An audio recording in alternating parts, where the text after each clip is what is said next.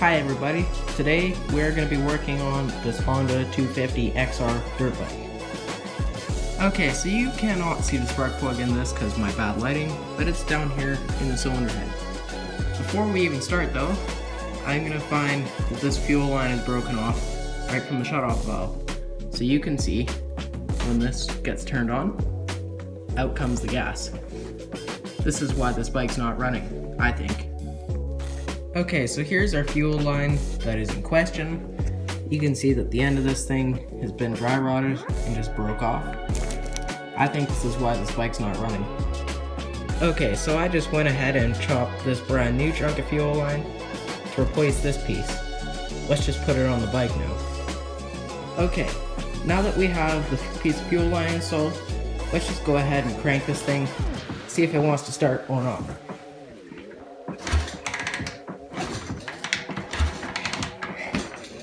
Hold on. Okay, so it didn't want to start, so first thing we're gonna do is go over to the other side here and pull the spark plug out, which you probably still can't see. Maybe you can see a little silver spot there. That'll be the spark plug. Remove it with a 5/8 socket. As a side note, this bike here has a very bad kickstand on it right now, to the point of that it needs this metal plate to stay up, and it's only sort of holding this thing up right now, so I'm going to change the kickstand first before we do any other diagnostic stuff. I think I might have found the kickstand. It's just on this 125cc parts bike, but we'll see. If that kickstand is the same length, then we'll be in business. Okay, today we are back to work on this Honda 250 XR dirt bike. Along with me is my best pal Borb, who's walking out of the garage right now. First thing we're going to be doing is pulling the spark plug out. I already removed the wire so you can see the spark plug itself. The silver and white thing in that cavity there, it will be a 5/8 spark plug socket to remove. Here's our spark plug that is finally out. It looks brand new. Maybe this bike has no spark? I don't know. Let me know your thoughts in the comments. Okay, as you can see now, I have the spark plug rested up against the cylinder head, so now we're going to test for spark. I'm going to go ahead and crank, and you see if you can see spark.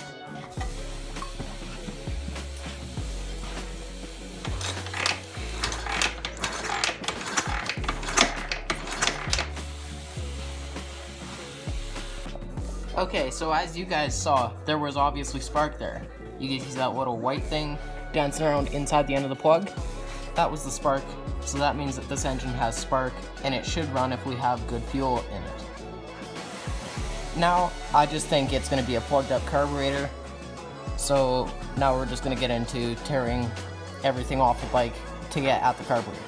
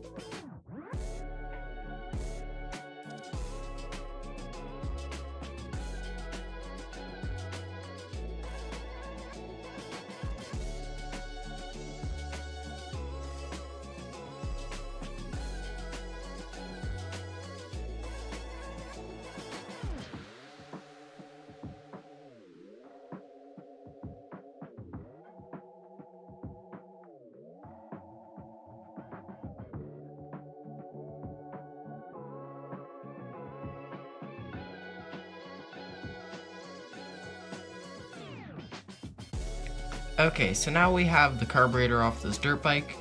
We are now looking right down the air side, right where the air would come in. This right here would be your choke plate and your air bleeds all the way around. You can see all this dirt in here.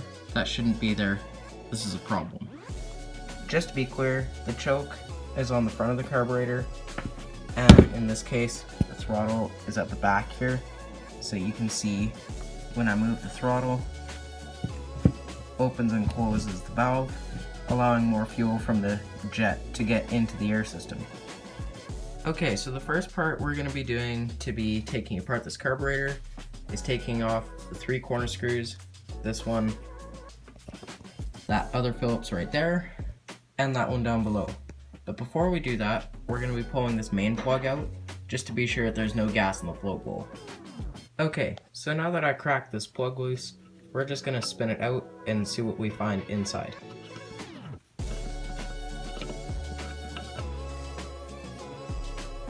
See all that green in there? That's no good.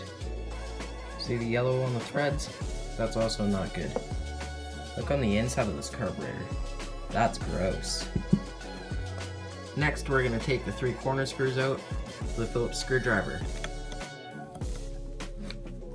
So there's this one, and this one, and that one. Okay, now that all 3 of the screws are out, we're going to pull the float bowl off. Ew. Look at how dirty this float is. Look at the inside of this. This is pretty gross, but this is about what I normally find carburetors at, so take yours apart more regularly than this, if it's not a half a day job to pull it off the bike. The next thing I'm going to be doing is removing this roll pin. So now I'm just going to grab onto it and pull. It can be really tough at times, so don't be discouraged if it's really hard for you. Sometimes they only want to spin out, like this one, and there you go, there's a dirty roll pin. Now we can pull the float off as well as the needle. So you can see the needle there, should be right in the camera view, and the float, which is the black thing. Now we can really look. How dirty is it in there? Can you see? I can't really see that well, but maybe we'll shine a light down there and I'll show you first. So this piece here is your jet. Yeah, look how dirty my fingers are. This part there is the jet, and we're just gonna take an adjustable wrench in this case, grab onto it and twist, and eventually it should come out. Now we're gonna just twist, twist, twist, twist. And out it comes. Yeah, that's pretty plugged. Obviously cannot see daylight through any of them holes. That's not very good. So that means that this is plugged. Oh, you can actually see a bit of daylight down that last one, but just a little bit, and only at the right angle. So one of the last things we're going to be removing from this carburetor from the bottom is the secondary jet. I know I already removed this off camera, but it's a flathead screwdriver, not too hard to do. And you can see it's pretty dirty. Like, obviously look at how dirty my hands are now. And let's just check, can we see daylight through those holes? I'm going to vote yes on those two, and also yes on those two. But through this hole, I cannot see daylight, so this might be plugged. We're gonna try to unplug it if it is plugged. Now, I'm not gonna let you guys think that I am an expert on this specific type of carburetor, because I'm not. So let's just unscrew this screw, which has a spring on it, which is, oh, this is your main jet mixture screw. Okay, so this is basically your adjustment for your jet. It's not too complicated how it works. Okay, I get it now. That's what that is. Let's just go ahead and double check down all these holes. Yeah, you can see that little dot on that hole, that little white dot. That one you can see a big white dot. And that one looks like a black hole with maybe like a little tiny dot in it. So maybe it's good, maybe not, I don't know. Let's just double check.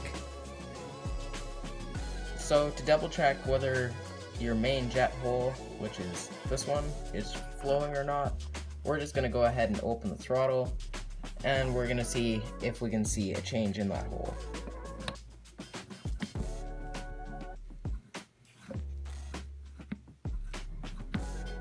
I see a little bit of daylight through this camera, but I don't know. If you can see that, that's great. But if not, it'll be easier to see in person. Okay, now we're gonna actually do the full clean on the carburetor body. That means all this white stuff and the green stuff goes away. Just be sure that all the holes are flowing fluid through them. And we'll just go more in depth on that after I'm done cleaning.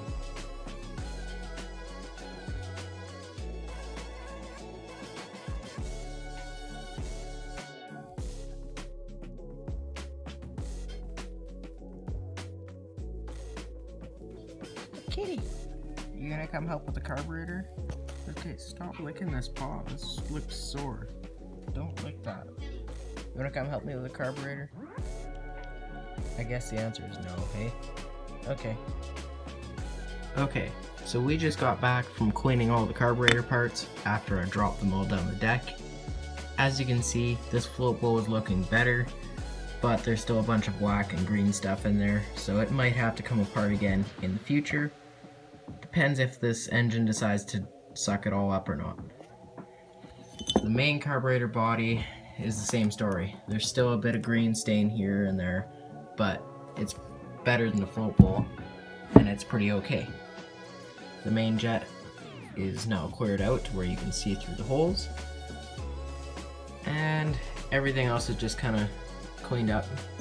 Float bowl is supposed to be looking a little bit better. I don't know if it is or not, but you can say if it is or not. The plug also, same thing, has a bit of issue still, but if it don't come off, then you may just have to pull it apart again in the future. Also, anybody know what this piece is? I mean, it's a piece of plastic and I can see that it was there before, but what is this thing? So now that we have this thing pretty well cleaned out, yeah, I know you can see it's really bad on the main carburetor body.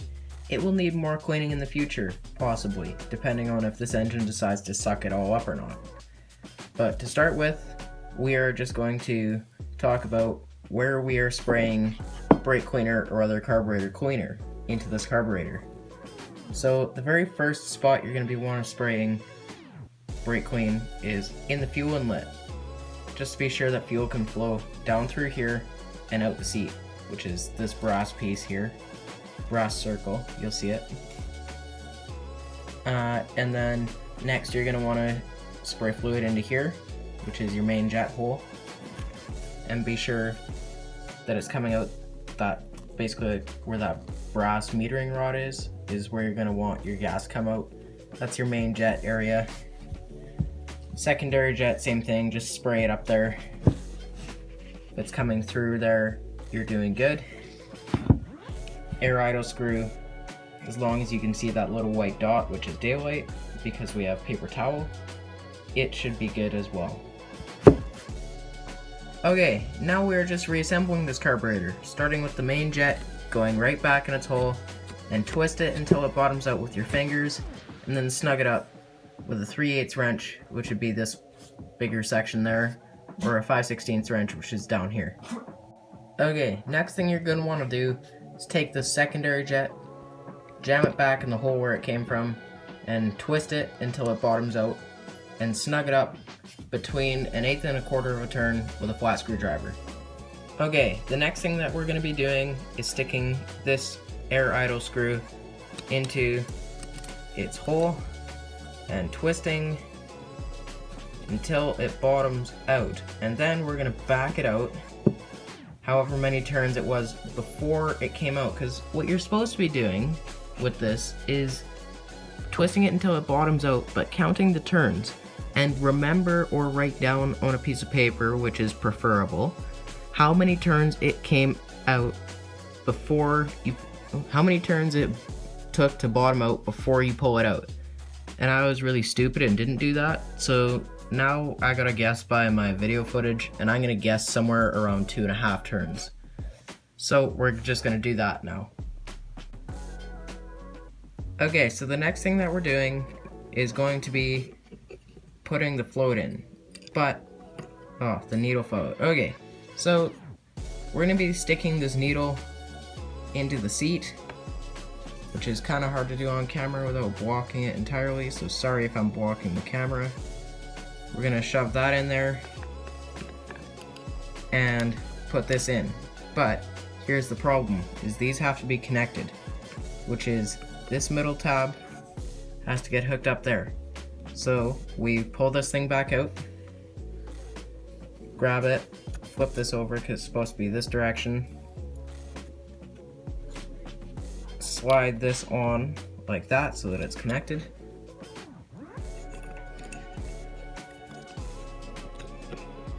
Grab the float, make sure the needle goes in the hole, and there, now you're done. Now you just gotta install the roll pin. To install the roll pin, drop it in from the top, and be sure that it hits both sides of the hole. Okay, now we're just gonna stick this plastic spacer, which is I think what that is, back on. I think that's the correct direction. I'll have to review my footage of video, and we're just gonna double check that the float, when it moves up and down, that the needle moves up and down, which you can kind of see it does. Anyways, I should stop shaking the camera because it's probably kind of making y'all seasick, but that's it as far as that piece goes. Okay, so again, I'm gonna remind you, the screws are at this corner, in the center on this side, and at that corner to hold the float ball on. Now we're just gonna stick the plug in and put it back on the bike. Okay, I don't know why it's showing blue on this clip, but something's happened to the camera. Okay, so now once you have the plug into the bottom of the float pole, then you're just gonna want to double check that everything is nice and snug before we go put it back on the bike. And before we go put it back on the bike, I do want to emphasize that if it had been cleaned out better, there's a good chance that it wouldn't have to come off again, but I may have to pull this carburetor back off in the future because I didn't clean it out good enough. Okay, so we're back out at the bike now. Sorry if your camera's a little bit tippy, it's not hooked up that nice, but we're gonna be putting this carburetor back on the bike. So to start with, we're gonna shove this thing into the frame, actually from the passenger side, because there's more room.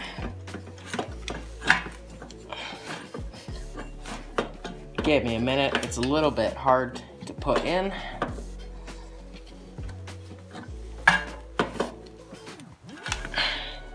And now that it's in this far, we are going to just put it back in the boot where it came from.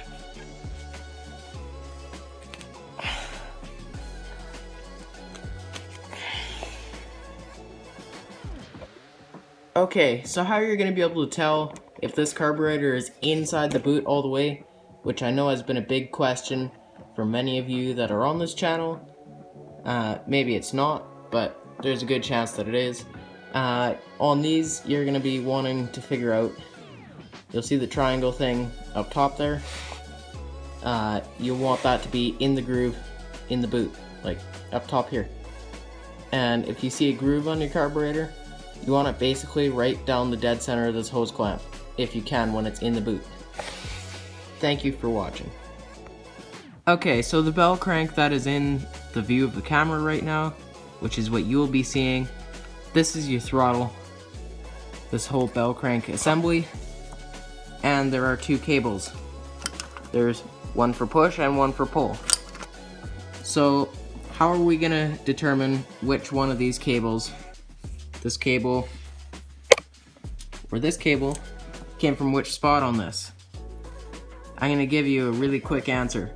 The short one goes up top and the long one goes down below. Okay, so I know that I didn't go too in depth when I was tearing the bike down. But on the reassembly of the bike, we're going to go into it with video. So first off, we're going to start with the bottom cable on the bell crank hooking up. How these things hook up and disconnect is, you'll see that this can move right now, and you'll see that there is like a little loop basically right there that this thing hooks into. And once it's hooked up, once it's hooked in there, you're going to want to tighten the nut that is on the far right side of your camera view. It should look like this when you're done hooking up the cable, where the washer has the flat spot up and it goes all the way around the loop and the nuts are tightened. Now there should be tension on that cable, which right now there isn't because we haven't hooked up the top cable. When we hook up the top cable, it will give tension to this cable down below. And with the top one hooked up, you can see that there's tension on the bottom cable. So we've hooked this stuff up right. This looks like it's gonna work. Okay, so I went ahead and installed this airbox, this one here, just off of camera because it took me a long time to get it in, somewhere about 15 or 20 minutes. They are a real pain in the butt to get between the frame rails as they match the profile perfectly, and you have to get it past this shock, which it is getting very close to near the bottom. But the next thing that we're going to be doing is sticking the intermediate pipe for the air system back between the carburetor and the intake, like that, but inside the air box. You'll get it on the next clip. Okay, so now we have the air filter mostly in the air box, but you can see there's a large gap here between where this rubber is supposed to meet up on here and where it isn't supposed to. Like, even down at the bottom, there's supposed to be a spot where it hooks up. Like, you see that polished edge on the air filter? That's where the rubber's supposed to be, and it's clearly not. So I'm gonna fiddle with that after the video, but first we're gonna try to get this thing running today. Because of how these Hondas are designed, the exhaust has to come off for the air box to come off, which is why the next thing that we're going to be doing is sticking the exhaust back up to where it was before.